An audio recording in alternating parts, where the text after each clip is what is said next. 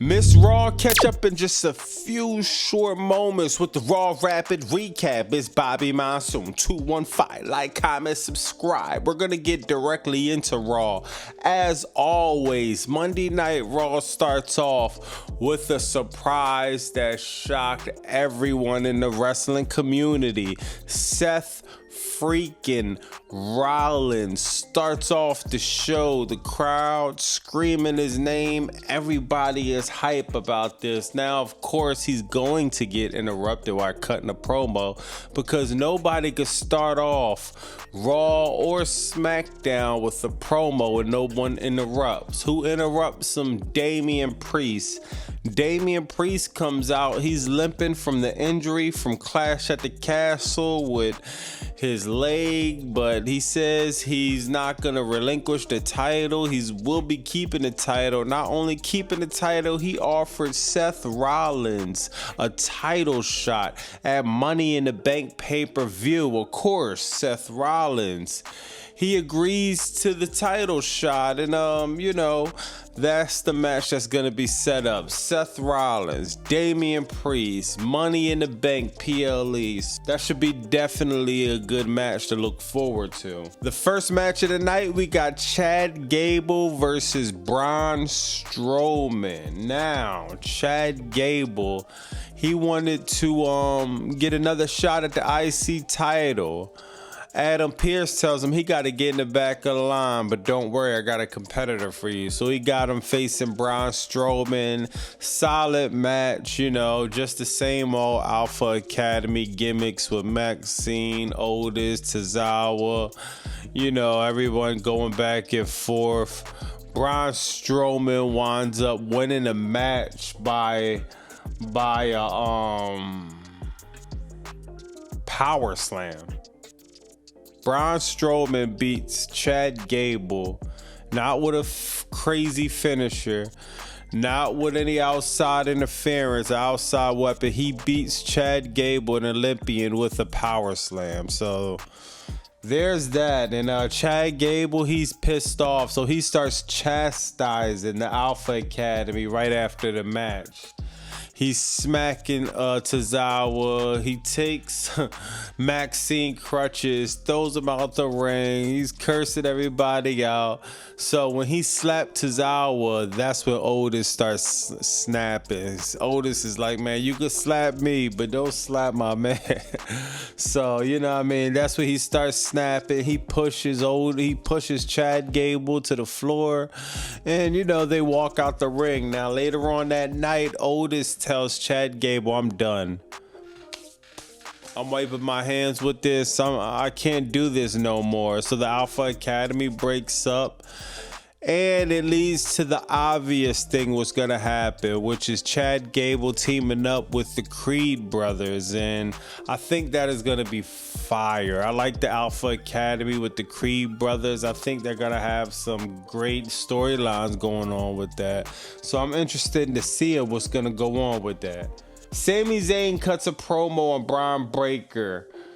Bron Breakker comes out and they have a back and forth. He tells Sami Zayn, man, I'll break you in half. I want that IC championship. So they have a back and forth. Sheamus comes out. Sheamus starts popping, talking trash to Bron Breakker. So they have a little segment, and that leads to a match where Bron Breakker is gonna face Sheamus later on that night with Sami Zayn at ringside. Now, as Sheamus and Bron Breakker, they're having a solid match. Sheamus is about to win the match, but Ludwig Kaiser comes out.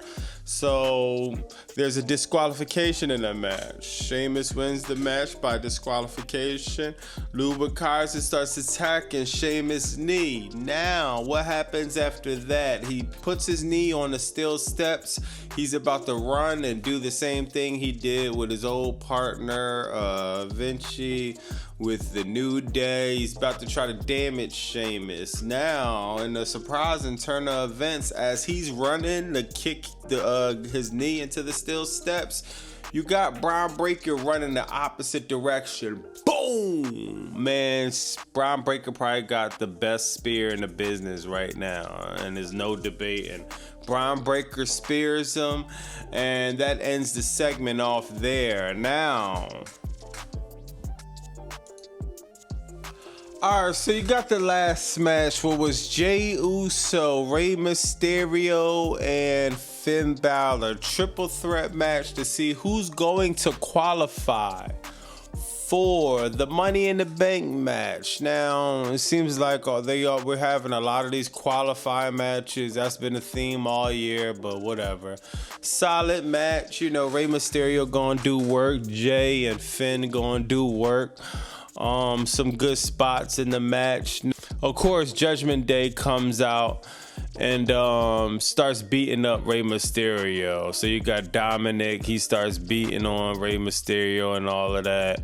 Then Braun Strowman comes out. So Braun Strowman comes out, starts to chase Judgment Day away. Of course, they run, which leaves it back to Finn Balor, Rey, and Jey Uso going in, no interference. Now, Finn Balor has the match won. Beat up Rey Mysterio. He gets to the top rope, hits Rey Mysterio with the coup de grace. 1, 2, out of nowhere, Jey Uso comes off the top rope. Boom! Uso splash. 1, 2, 3. Jey Uso advances. This was pretty obvious though. Jey Uso been removed from Monday Night Raw for the past few weeks. I highly doubt they was going to write anything for main event Jey Uso to lose his first day back. You got Finn Balor, he loses all the time. Rey Mysterio, he loses all the time. This was pretty predictable.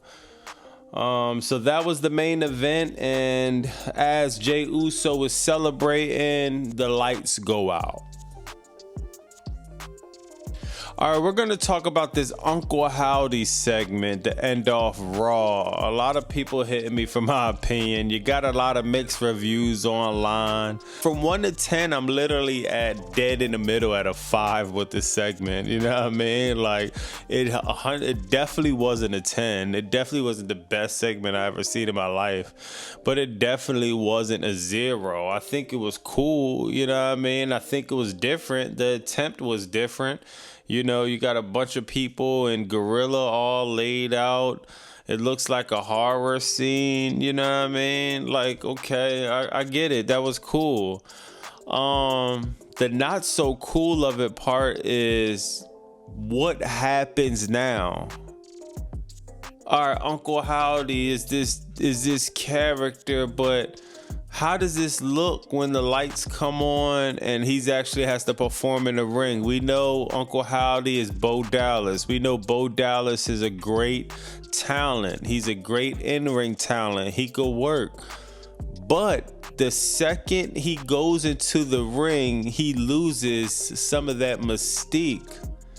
And if I'm not mistaken, I don't think Uncle Howdy even had a full match. So does he go with the mask on or off? I heard Dr. Chris and Vince Russo talking about this. Does he fight with the mask on or off? He fights with the mask off, he loses more of the mystique. You know what I mean? Like, man, I'm interested to see how this goes, but